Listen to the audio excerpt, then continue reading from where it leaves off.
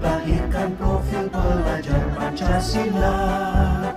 Belajar, bergerak, berbagi untuk negeri. Kita menjalin kolaborasi. Belajar, bergerak, berbagi untuk negeri. Demi bakti pada Ibu Pertiwi.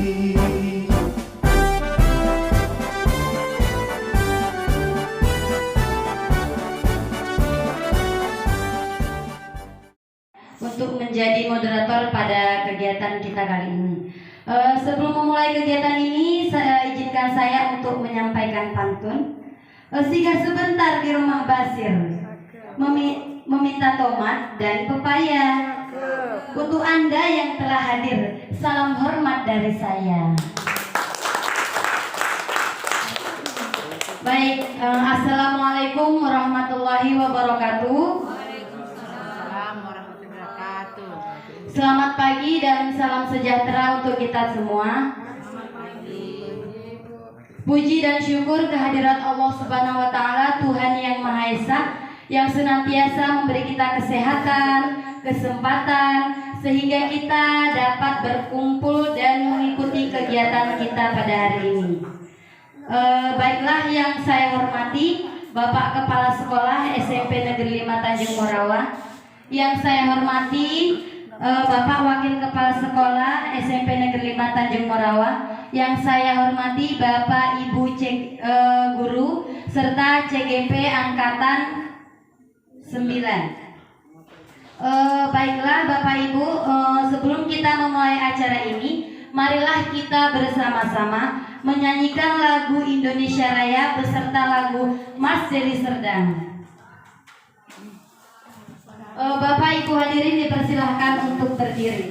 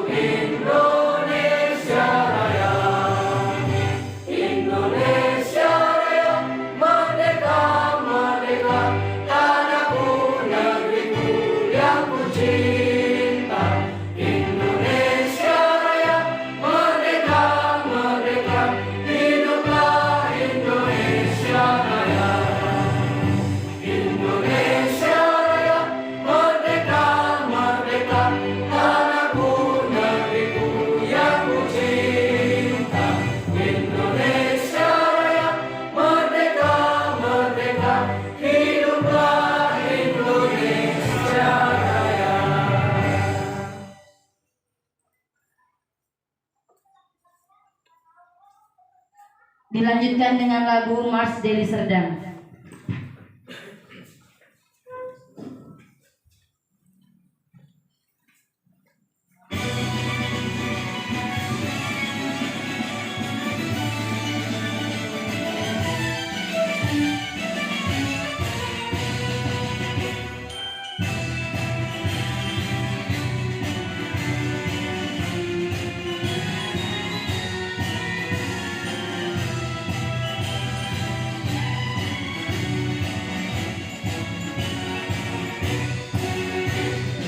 kita raih cita-cita, membangun Deli Serdang tercinta, kuatkan semangat berjaya demi menggapai asa mulia.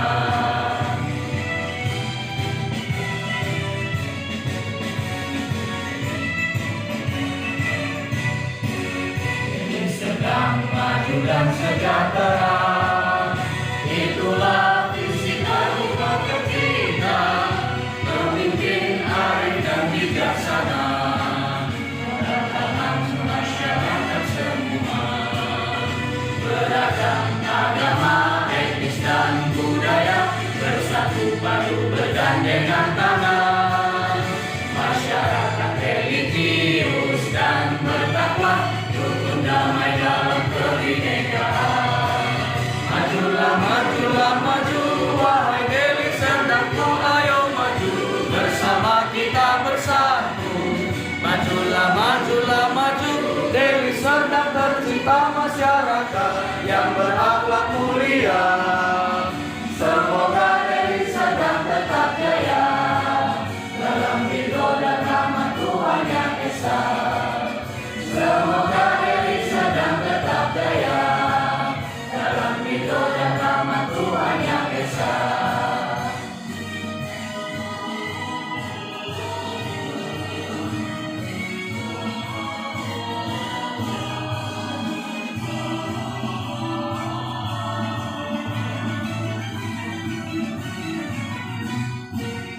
Beragam agama, etnis dan budaya, bersatu padu bergandengan tangan, masyarakat religius dan bertakwa, rukun damai dalam kebinekaan. Majulah, majulah, maju, wahai Deli Serdangku, ayo maju, bersama kita bersatu. Majulah, majulah, maju, Deli Serdang tercinta, masyarakat yang berakhlak mulia. Semoga Deli Serdang tetap jaya dalam ridho dan rahmat Tuhan Yang Esa. Semoga Deli Serdang tetap jaya dalam ridho dan rahmat Tuhan Yang Esa.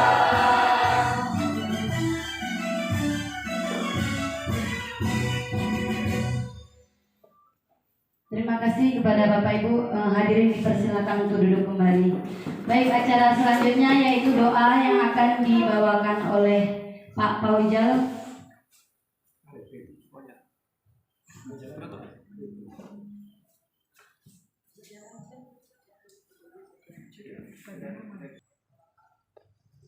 Assalamualaikum warahmatullahi wabarakatuh. Waalaikumsalam warahmatullahi wabarakatuh. Sebelum kita mulai berdoa dan memulai kegiatan kita, marilah kita berdoa menurunkan kepada kepercayaan masing-masing. Doa ini saya pimpin secara Islam. Bismillahirrahmanirrahim. Alhamdulillahirabbil alamin. Wassalatu wassalamu ala asrofil anbiya'i wal mursalin wa ala alihi washabihi ajmain. Ya Allah, ya Tuhan kami, ampunilah dosa-dosa kami, dosa hamba kami, dan berilah kami kesehatan. Ya Allah, ya Tuhan kami, berilah kami kelancaran, kemudahan rezeki padamu ya Allah. Dan ya Allah, lancarkanlah acara kami, dan semoga kegiatan kami untuk kedepannya, terutama CGP di angkatan ke-10 berjalan dengan baik. Dan ya Allah, ya Tuhan kami, semoga di guru-guru di SMP Negeri 5 untuk kegiatan kedepannya, terutama untuk CGP angkatan 11, agar bisa lulus dan berjalan dengan baik. Rabbana atina fid dunya hasanah wa fil akhirati hasanah wa qina adzabannar. Walhamdulillahirabbil alamin.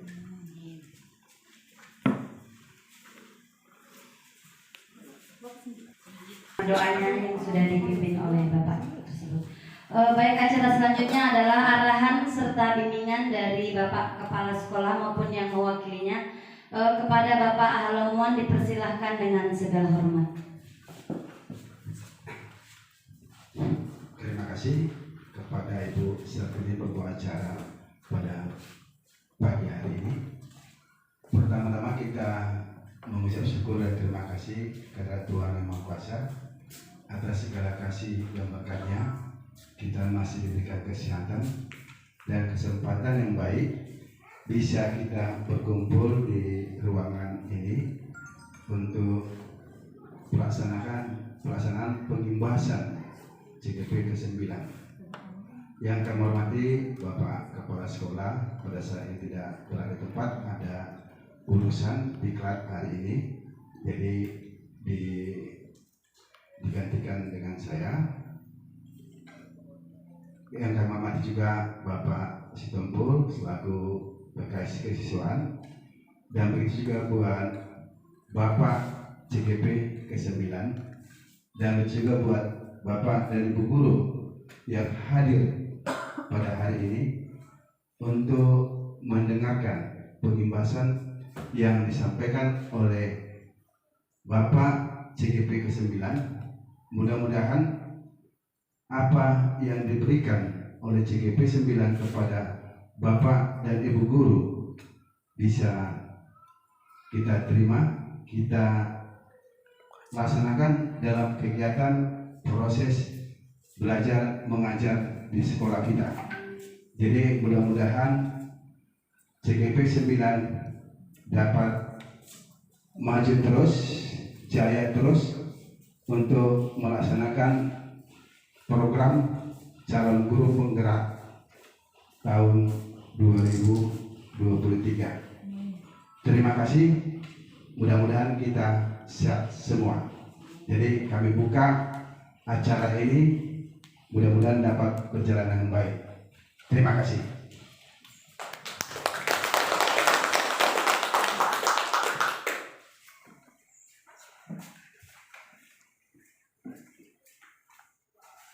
Baik, terima kasih kepada Bapak Wakil Kepala Sekolah yang sudah memberikan bimbingan ataupun arahan pada kegiatan kita pada kali ini. Masih semangat Ibu-ibu? Masih. Baik, acara selanjutnya adalah pengimbasan oleh CGP terkait tentang budaya positif. Assalamualaikum warahmatullahi wabarakatuh. Waalaikumsalam warahmatullahi wabarakatuh. Alhamdulillah, puji syukur kita hadiahkan kehadirat Allah Subhanahu wa Ta'ala, karena atas izin beliau kita diberikan kesehatan serta kesempatan agar dapat mengikuti kegiatan diseminasi tentang budaya positif.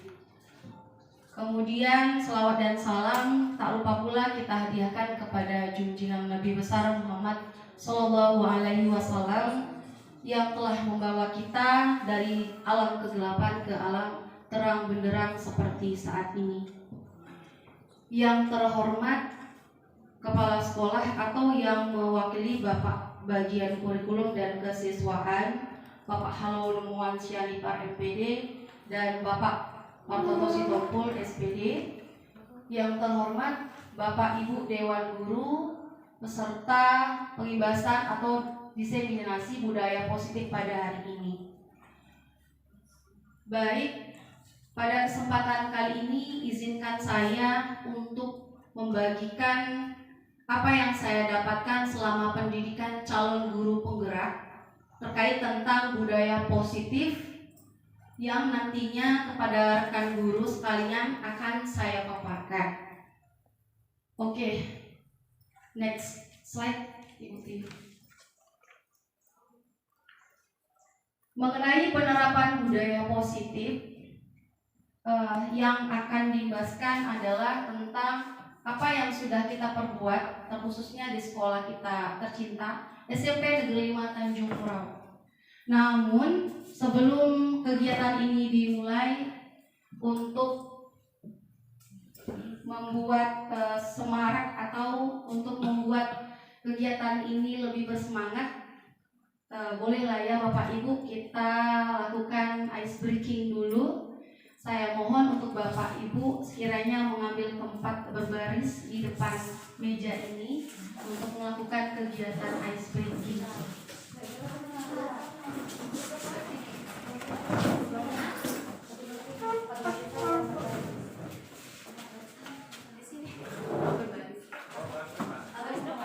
Iya. Baris depan ya Bapak Ibu. Panjang aja boleh. Iya. Panjang begini.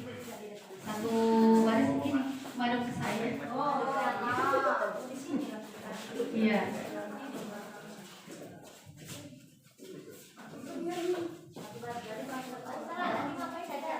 Iya. Pak Armiji. Oke. Ice breakingnya, gamenya ini adalah angkat tangan sebelah kanan, sebelah kiri menunjuk. Jadi tangan kita yang terbuka ini sebelah kanan itu dieratkan dengan tangan telunjuk teman di sebelahnya. Iya Pak Ibu Guru. Ya, telunjuk teman di sebelahnya itu berada tepat begini. Ya. Ya begitu. Ya. Yang satunya begini ya Bapak Ibu. Tapi kalau nggak ada temannya boleh lah disimpan telunjuknya. Ya. Jadi fokus permainannya adalah tangkap lili. Ya. Jadi game ini adalah kita konsentrasi dari instruksi yang saya berikan. Instruksinya adalah nanti kalau saya sebutkan namanya si Lili, Bapak Ibu tangkap temannya itu, maksudnya jari temannya. Oke? Oke Bapak Ibu. Tangan kiri boleh menghindar Bu. Itu dia. Jadi diusahakan menghindar, tapi kalau udah ketangkap berarti belum fokus kita. Oke Bapak Ibu, bisa kita mulai? Ya. Gini ya posisinya tangannya ya. Bisa kita mulai? Oke. Saya paparkan dulu kronologinya. Di sebuah desa ada 5 orang anak kembar. Namanya Lala, Lulu, Lali, Lisa, Lili.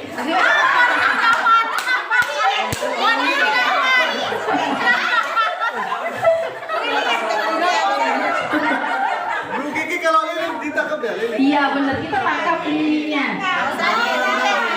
Oke. Oh tadi tes ya. Iya Pak.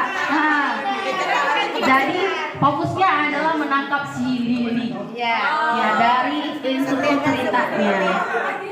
Ya. Jadi memang butuh kesesuaian otak kiri dan kanan sepertinya ya. Karena Aku tak kiri saya. Oke, kita ulangi lagi ya Bapak Ibu, sekali lagi ceritanya. Di sebuah desa ada 5 orang anak kembar. Namanya Lisa, Lala, Lulu, Lili.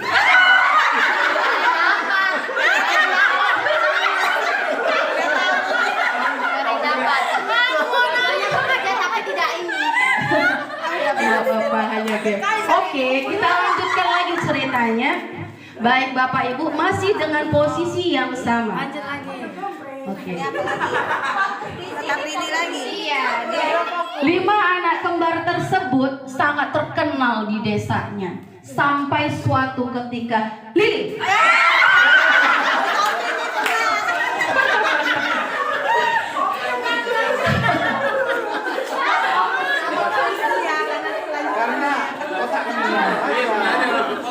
Jadi seru Bapak Ibu kalau kita di kelas lagi jam perawat boleh kita mainkan ice breaking ini untuk mengembalikan lagi fokus dan daya konsentrasi anak baik otak kiri dan kanannya. Kira-kira mau lanjut atau bagaimana? Sekali lagi. Satu cerita lagi dari kronologi Lala, Lili dan Lulu. Iya, 5 anak kembar. Jadi pergilah mereka ke kota untuk mencari bahan-bahan pokok. Karena busnya itu penuh, terakhir ada 1 orang anak yang tertinggal. 1 orang anak tertinggal, namanya adalah Lala. Tapi karena petugas baik hati di posko memanggil, datanglah 4 orang ini. Lalu kata, sini nih.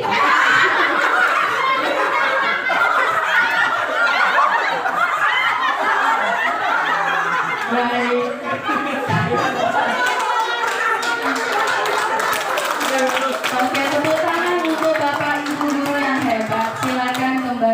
tempat duduknya masing-masing. Terima kasih. Dapat tang siraan mah. Oke, next slide.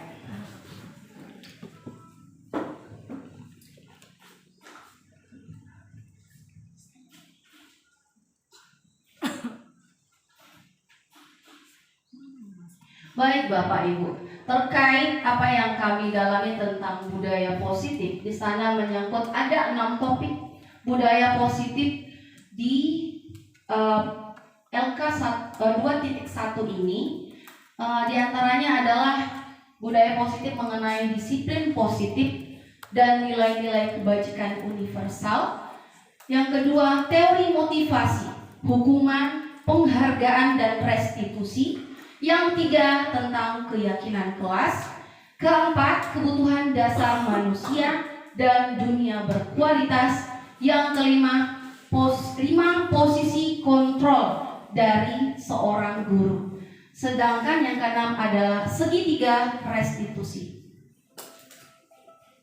Baik, sebelum kita mulai apa itu budaya positif, saya ingin memberikan pertanyaan pemantik. Saya ingin bertanya kepada Bapak Ibu. Yang pertama, apakah Bapak Ibu setuju dengan pernyataan berikut ini? Hukuman dapat mendisiplinkan anak. Kira-kira Bapak Ibu setuju tidak ya? Setuju tidak Bapak Ibu? Tidak. Oke. Next. Pemberian hukuman dengan hal positif seperti membaca atau membersihkan halaman dapat meningkatkan disiplin anak. Kira-kira setuju nggak dengan pernyataan ini? Setuju. Oke, setuju tadi. Tadi tidak, ini setuju. Oke. Yang ketiga, memberikan penghargaan terhadap anak dapat meningkatkan motivasi belajar. Setuju nggak Bapak Ibu? Tidak setuju, Bu. Tidak setuju ya Bu Hana?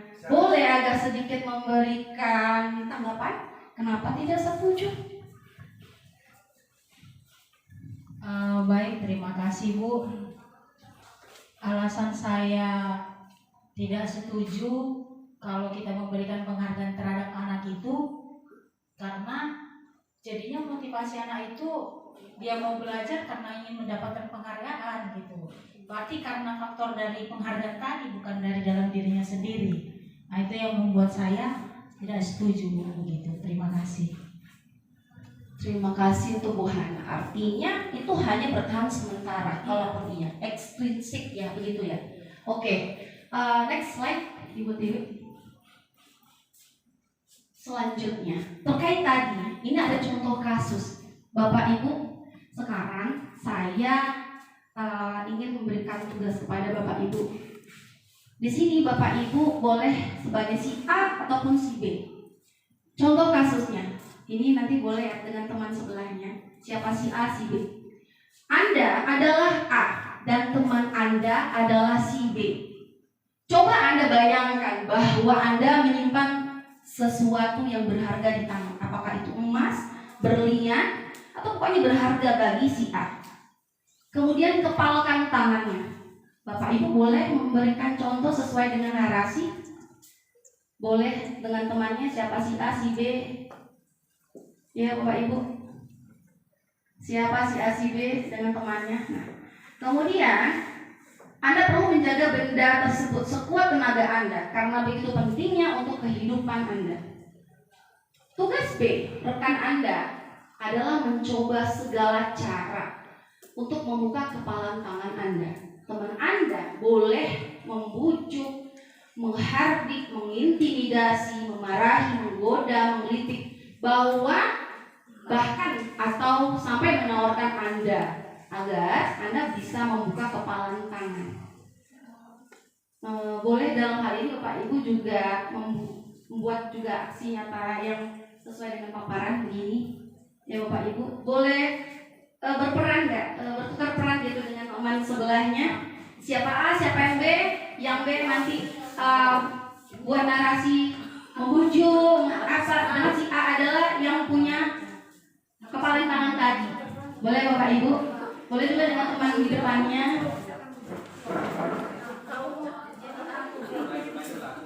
Ya, oke. Kita di sini buat seperti narasi ya, Bapak Ibu. A sampai si B. Oke. Si A adalah yang punya kepala tangan. Si B orang yang membujuk dengan segala cara, rayuan lah, dengan uang lah atau bagaimana. Ya coba. Oke. Bayangkanlah Bapak Ibu. Ya, boleh agak disorot. Ya, coba. Anda yang punya kepala, Anda akan buka nggak tangan Anda yang si A ini? Si B membujuk nih, bujuk biar dia bisa buka. Iya.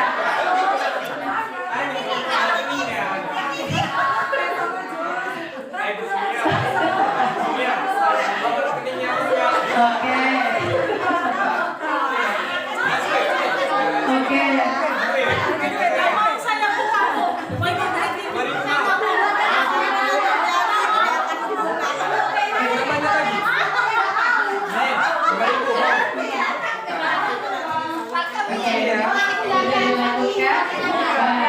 Terima kasih. Boleh ke tempat duduk masing-masing. Nah, itu tadi contoh ya. Contoh apa yang dilakukan si A, memegang tangannya, dia punya kendali mau dibuka atau enggak. Tapi si B ini adalah fungsinya sebagai faktor yang mempengaruhi, ya kan? Nah, menurut tadi saya lihat ini Bu Endang ini asik sekali gitu. Boleh kasih alasannya Bu Endang?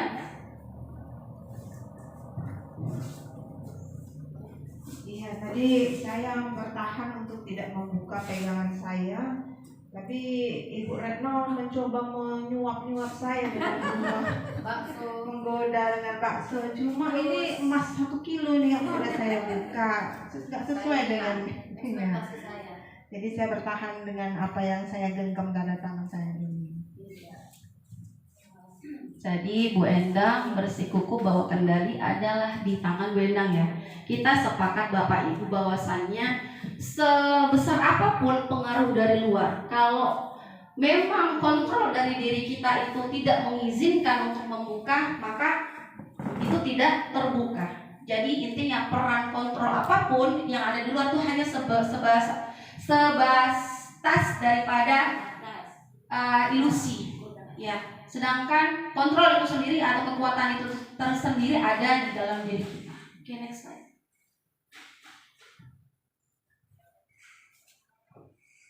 Mengenai perubahan paradigma teori kontrol ilusi, Bapak Ibu, yang kita lakukan tadi adalah bentuk daripada gambaran bahwasannya teori kontrol itu terletak ada pada diri seseorang. Jadi definisi dari teori kontrol adalah teori yang mempelajari teknik dan strategi untuk mengatur tingkah laku manusia agar sesuai dengan norma dan aturan yang berlaku. Menurut Dr. William Glasser, seorang pakar psikiater asal Inggris, teori kontrol dalam kontrol teori yang kemudian semakin hari berkembang dinamakan choice theory, bahwa ilusi yang diciptakan baik dari ilusi guru mengontrol murid, kemudian ilusi bahwa semua penguatan positif efektif dan bermanfaat, ilusi bahwa kritik dan membuat orang merasa bersalah dapat menguatkan karakter, serta ilusi bahwa orang dewasa memiliki hak untuk memaksa. Ini peran-peran kita tanpa kita sadari sebagai seorang guru. Terkadang kita sering itu memberikan hukuman yang sifatnya secara langsung ya kepada si murid. Nah, jadi menurut dari Dr. William Glasser, makna dari teori kontrol yang terbagi atas 4 ini semuanya ini merupakan hanyalah sebuah ilusi. Jadi seperti ilusi guru mengontrol murid. Contohnya, murid terlambat datang ke sekolah. Kita sebagai guru kadang-kadang tercetus atau memberikan hukuman secara langsung. Kamu jam berapa rupanya bangun? Gak tahu. Kalau ke sekolah itu masuknya jam berapa? Jadi besok kalau seandainya mau datang tepat jam 7 ya. Jadi kalau kata-kata yang seperti ini, hukuman yang mungkin secara langsung kita menyuruh si anak untuk datang tepat waktu, sedangkan dia sendiri itu melakukan tidak sesuai dengan perkataan. Dia itu hanya dalam fase memberikan izin, tapi tidak untuk mengikuti aturan. Jadi tujuan daripada perkataan kita tadi hanyalah sebagai landasan kepada anak-anak itu untuk mengikuti aturan, tidak dari dirinya sendiri, tidak dari kesadaran dirinya sendiri. Kemudian ada ilusi bahwa semua penguatan positif efektif dan bermanfaat. Terkadang kita punya pemandangan bahwa kita memberi hukuman itu yang terbaik. Baik hukuman itu yang positif menurut kita, ternyata dampaknya itu pasti ada sana. Nah, jadi kita hanya bisa memberikan bahwasanya ini adalah ilusi yang hanya sekadar padahal kenyataannya tidak seperti itu, tidak seperti seharusnya. Kemudian ilusi bahwa kritik dan membuat orang bersalah dapat menguatkan karakter. Kadang hal-hal yang seperti ini tanpa kita sadari kita sering lakukan dengan maksud mungkin mengkritik orang lain di depan umum gitu. Jadi terkadang mungkin itu benar tapi cara yang salah dengan maksud untuk agar berubah, tapi pada dasarnya itu malah kebalikannya, membuat diri orang tersebut merasa dipermalukan. Kemudian ilusi bahwa orang dewasa memiliki hak untuk memaksa. Nah, ini sesuai dengan filosofi Ki Hajar Dewantara. Setiap anak itu terlahir bukan seperti kertas putih. Mereka membawa sifat genetik orang tuanya, baik sifat genetik ayah ataupun ibu. Sedangkan kita guru di sekolah ini itu kita bilang hanya bisa mempengaruhi itu pun seberapa persen. Selebihnya anak ini penguatan karakternya itu perlu yang namanya pendidikan keluarga. Padahal seorang anak itu punya peran kontrol sendiri, tidak bisa memaksa. Baik paksaan itu datangnya dari guru, orang tua, ataupun bahkan pasangan hidup.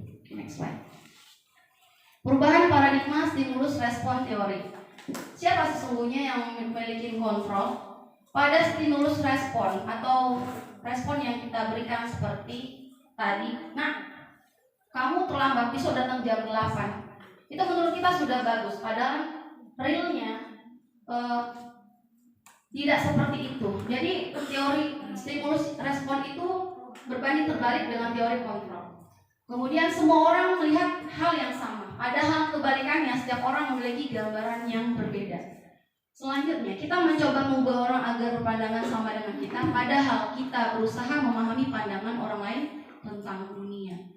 Perilaku buruk dilihat sebagai suatu kesalahan, padahal kebalikannya, teori kontrol, semua perilaku memiliki tujuan. Anak bersalah, anak melakukan kesalahan, itu pasti ada sebab akibatnya. Ya Bapak Ibu. Kemudian saya bisa mengontrol orang lain, padahal teori kontrol mengatakan Anda tidak bisa mengontrol orang lain. Seorang guru mungkin memberikan hukuman baik secara langsung. Mungkin anak akan mengikuti sekali atau 2 kali. Kalau tidak mau ada konsekuensinya. Tapi mungkin hanya sebatas itu. Besok dia akan berulang lagi. Kalau tidak teori kontrol atau pengontrolan diri itu dilakukan dengan niat kesadaran, itu akan terus berulang terjadi. Kemudian pemaksaan ada pada saat bujukan atau gagal. Padahal teori kontrol itu terjadi karena kolaborasi dan konsensus menciptakan pilihan-pilihan baru. Terakhir, model berpikir menang atau kalah. Padahal model berpikir itu sama-sama menang. Artinya sama-sama tidak ada yang salah. Oke, next slide. Terkait dengan budaya positif, Bapak Ibu, di sana ada nilai-nilai keyakinan dan kebiasaan di sekolah yang berpihak kepada murid, sehingga murid dapat menjadi pribadi yang kritis, penuh hormat dan bertanggung jawab. Oke, pada kesempatan kali ini terkait budaya positif, boleh nggak dipaparkan Bapak Ibu kira-kira nilai-nilai yang bagaimanakah yang sepengetahuan Bapak Ibu pernah dilakukan atau memang sudah menjadi budaya sekolah? Mungkin Bu Retno.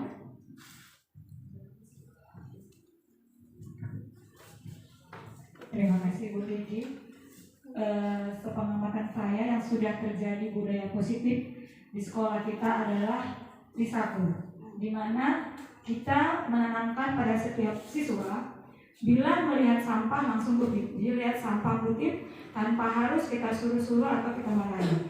Jadi mereka belajar bertanggung jawab dengan kondisi lingkungan sekolah mereka. Terima kasih. Terima kasih ya Bu Retno.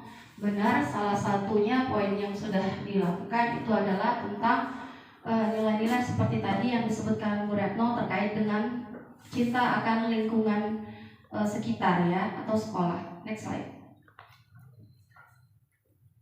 Baik, mengenai disiplin positif akan membawa murid pada nilai kebajikan yang sesuai dengan profil pelajar Pancasila. Untuk hal ini Bapak Ibu apakah setuju dengan statementnya?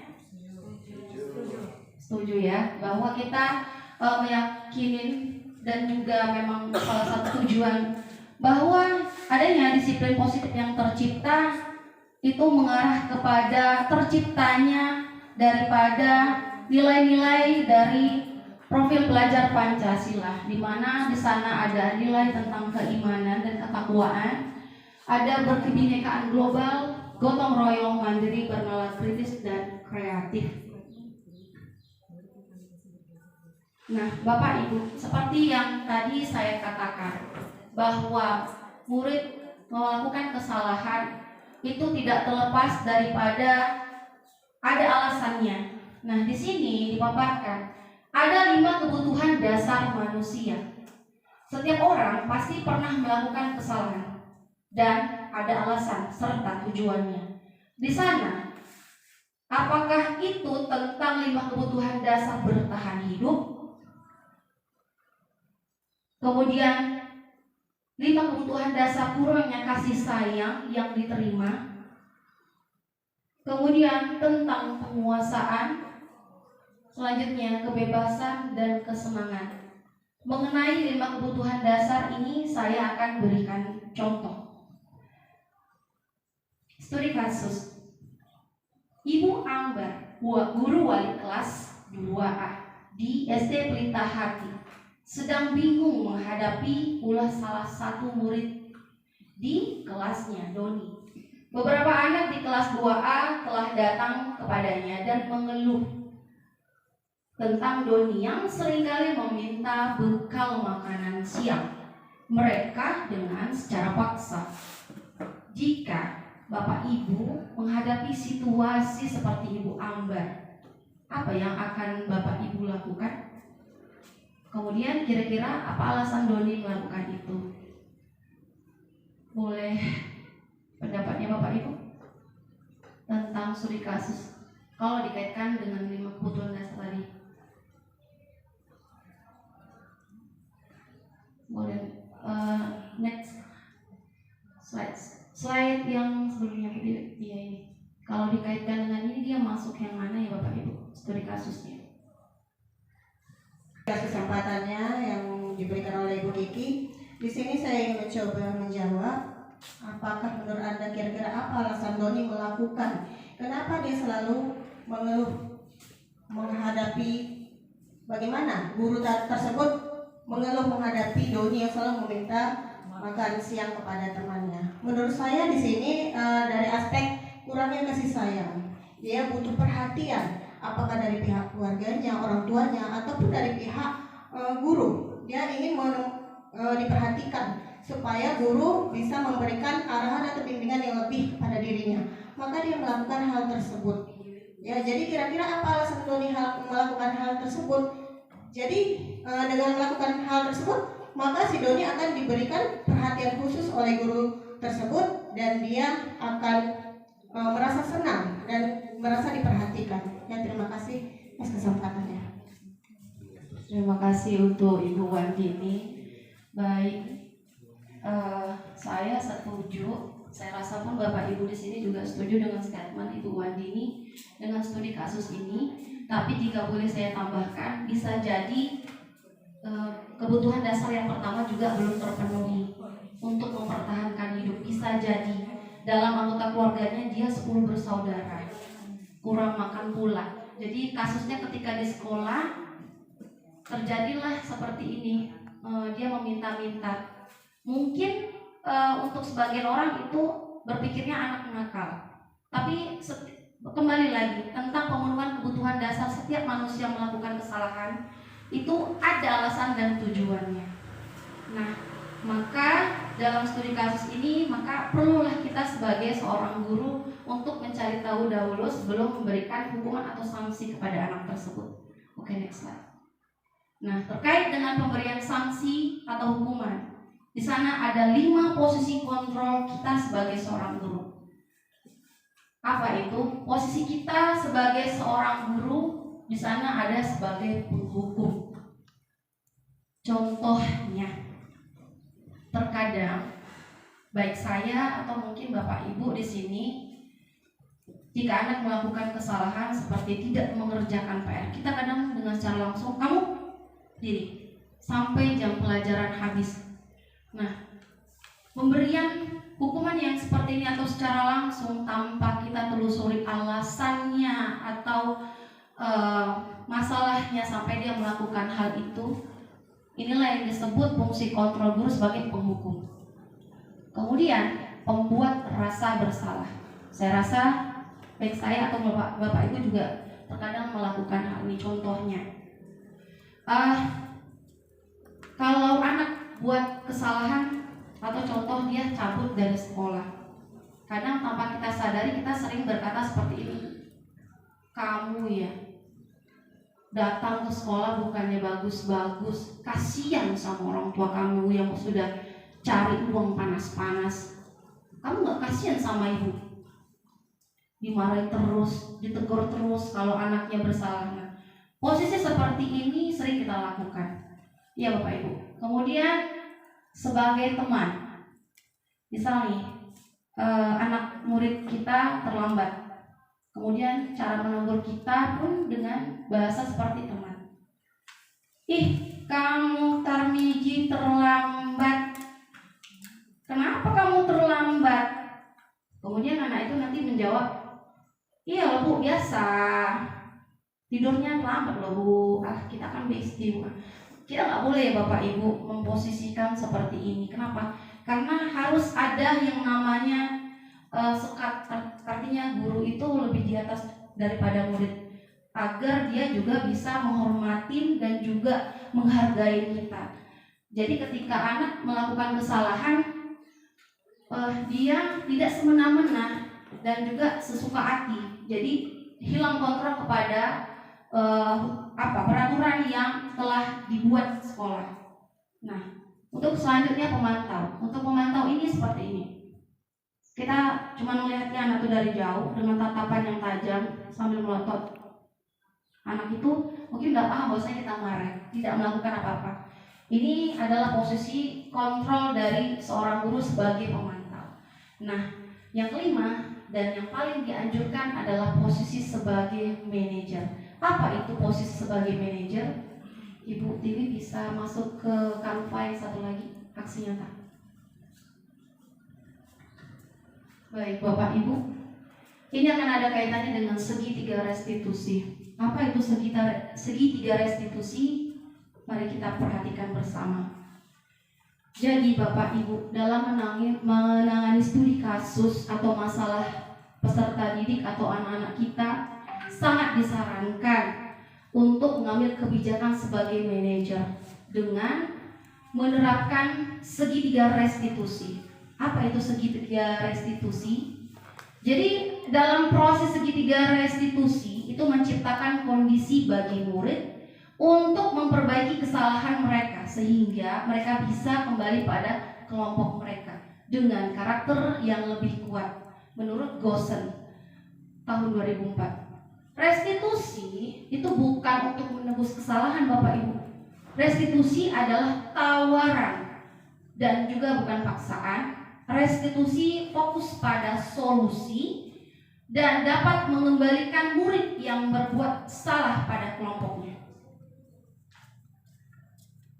Nah, ada 3 3 tindakan segitiga restitusi sebelum memutuskan sebuah solusi untuk si anak. Yang pertama adalah menstabilkan identitas. Jadi Bapak Ibu, ketika anak dalam suatu kasus, ini perlu dilakukan tindakan awal itu adalah menstabilkan identitas. Contohnya,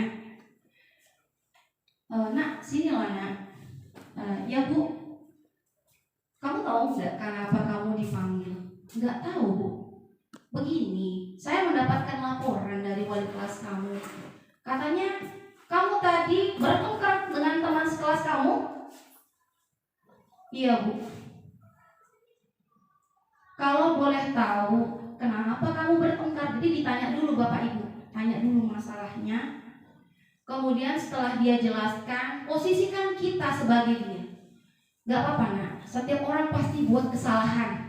Jadi posisikan kita sebagai anak tersebut. Setiap orang pasti buat kesalahan. Saya kalau jadi kamu, pasti saya juga akan tidak terima. Saya pasti juga akan melakukan hal yang sama dengan kamu. Jadi begitu. Nah, setelah kita ngobrol dulu, tanya dulu alasannya, posisikan kita sebagai dia. Selanjutnya tindakan yang dilakukan adalah validasi tindakan salah. Nah, sekarang Ibu mau tanya, yang kamu lakukan ini sudah benar atau belum? Tidak benar Bu. Oke, kalau seandainya memang ini tidak benar, apa yang harus kamu lakukan?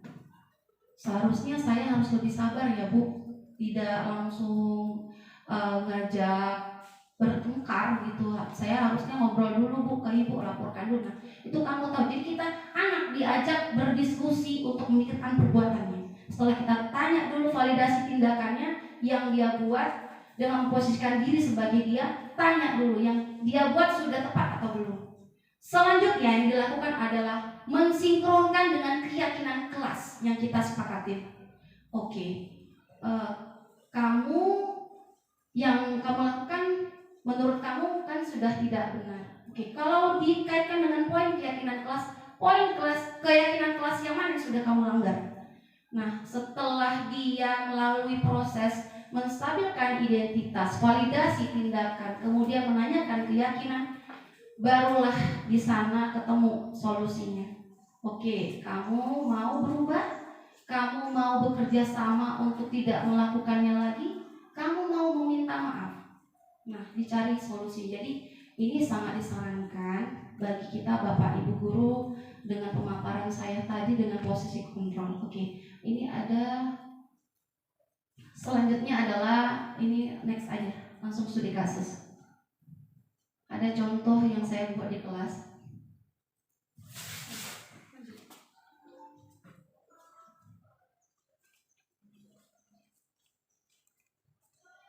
Kamu hidungnya ya. Bagaimana kabar kamu hari ini? Alhamdulillah. Kamu tahu tidak kenapa kamu dipanggil? Kan dapat laporan dari ketua kelas kita si Arif. Kata si Arif, kamu terlibat adu mulut dengan Putri. Kamu kesal kenapa?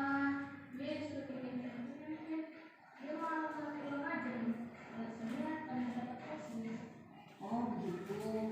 Dan juga posisinya kalau suka ujian dia marah dan berbuat hal yang sama. Lalu apa yang kamu lakukan dengan Putri? Dia marahnya loh. Ya udah kita oh begitu. Lantaslah kamu melakukan seperti itu pasti punya alasannya dong. Iya dong ya. Masa saya diem aja dia membesar-besar saya? Baiklah.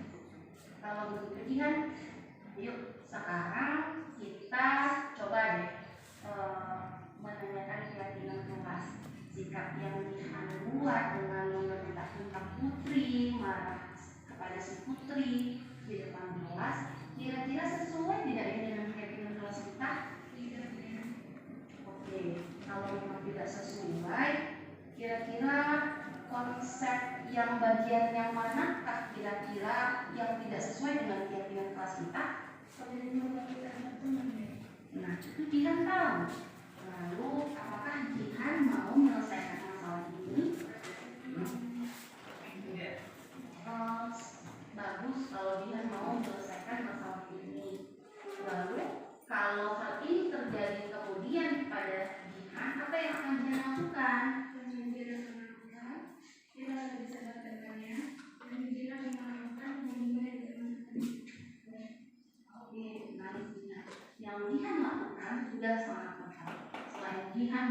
sabar, Jihan juga mau berkoordinasi dengan MEM. Nah, kemudian juga akan melakukan koordinasi dengan teman-teman untuk kembali merasa melakukan tanggung jawab apa yang sudah ditetapkan oleh MEM. Kalian boleh ya kembali ke tempat duduknya.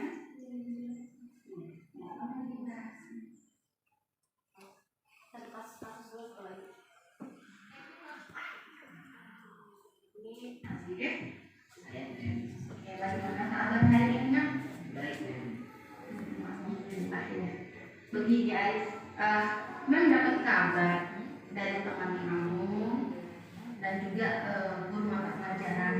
Kabar yang beredar dan yang tersampaikan ke MEM adalah bahwasanya mereka sering menemukan Arif itu mengerjakan PR di kelasnya, Nak ya? Kira-kira udah berapa kali Arif melakukan hal itu? Baiklah, manusiawi sih kalau manusia itu melakukan kesalahan, kan juga pernah melakukan kesalahan. Tapi poin pentingnya, kira-kira Arif mau nggak berjanji untuk tidak melakukan hal yang sama? Ya, memang berjanji tidak akan mengulangi kesalahan dalam PRT dalam kelas ini. Bagus kalau Arif mau mencoba untuk berjanji atau berubah ya Arif ya. Setiap orang pasti punya alasan melakukan kesalahan itu. Kalau boleh tahu, apa alasan Arif mengerjakan PR di kelasnya? Arif sering menunggu waktunya. Arif lebih bagus menunggu bola sampai lupa waktunya.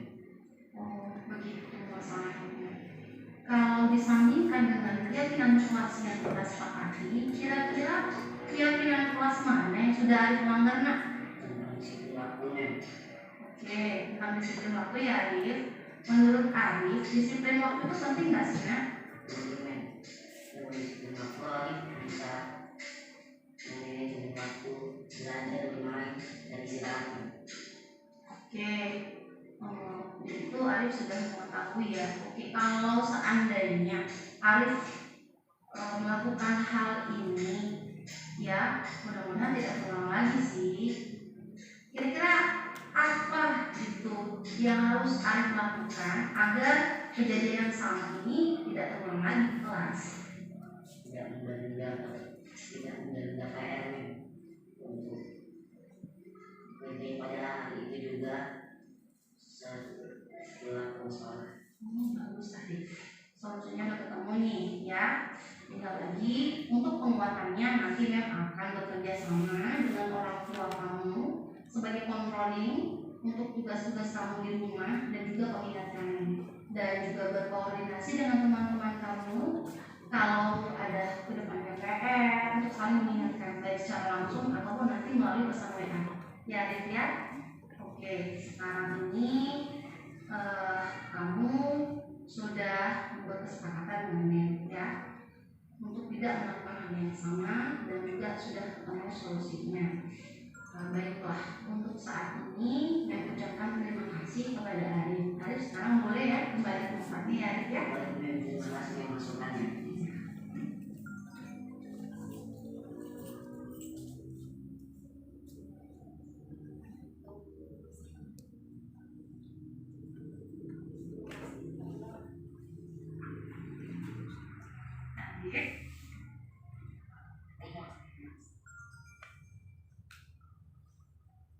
Baik, tadi sudah ditampilkan contoh daripada segitiga restitusi di mana dari 5 peran kontrol guru Bapak Ibu sangat dianjurkan posisi manajer ini untuk kita terapkan atau dapat kita terapkan, minimal kita berusaha.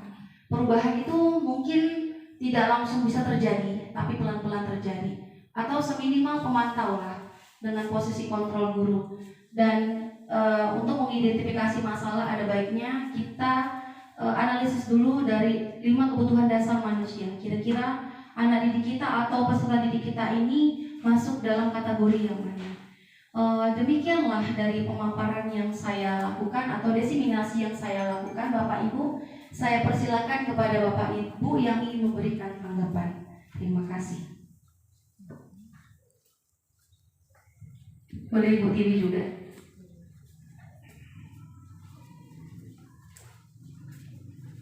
kasih kepada Mbak Kiki untuk kesempatannya. Nah, di sini saya ingin menanggapi apakah posisi kontrol guru itu harus kita lakukan semua, atau hanya sebagai manajer kah bisa, atau pemantau kah bisa, seperti itu. Nah, kalau penghukum kan sudah pasti era sekarang itu tidak boleh ya Bu ya. Nah, kalau untuk yang lain gimana Bu? Terima kasih. Baik Ibu Dian Pratiwi, saya akan coba untuk menjawab dari pertanyaan Ibu Dian Pratiwi. Apakah 5 posisi kontrol guru itu langsung kita bertuju kepada posisi kontrol manager begitu? Padahal mungkin sering sekali kita menggunakan posisi kontrol penghukum, atau sebagai teman, atau sebagai juga pembuat kesalahan. Nah, kalau dari yang saya dapatkan di pendidikan ini, pendidikan guru penggerak, ini saran ya, jadi pilihan restitusi ini pilihan akan lebih baik.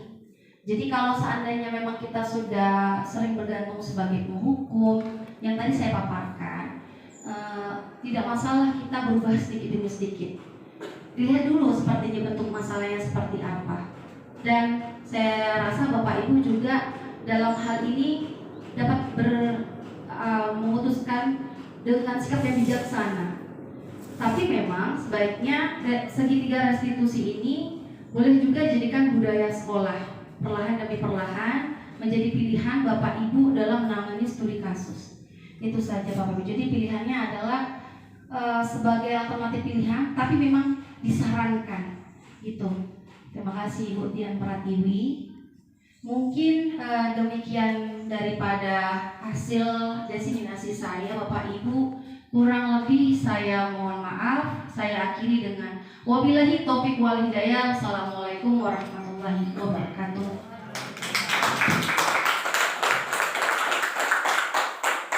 Dengan berakhirnya pemaparan dari CGP Angkatan 9 tadi, maka sampai di sini pengimbasan untuk CGP Angkatan 9. Mudah-mudahan dengan pemaparan tadi dapat bermanfaat untuk sekolah kita, khususnya SMP Negeri 5 Tanjung Morawa. Amin. Demikianlah saya selaku moderator memohon maaf apabila ada salah-salah kata. Saya ucapkan terima kasih banyak. Saya sudahi. Assalamualaikum warahmatullahi wabarakatuh. Selamat siang.